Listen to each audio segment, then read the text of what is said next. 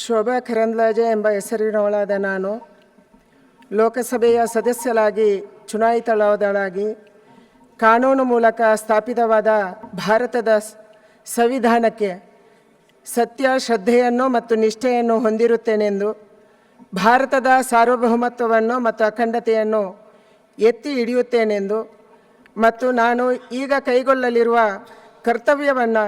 ಶ್ರದ್ಧಾಪೂರ್ವಕವಾಗಿ ನಿರ್ವಹಿಸುತ್ತೇನೆಂದು ದೇವರ ಹೆಸರಿನಲ್ಲಿ ಪ್ರಮಾಣ ಮಾಡುತ್ತೇನೆ.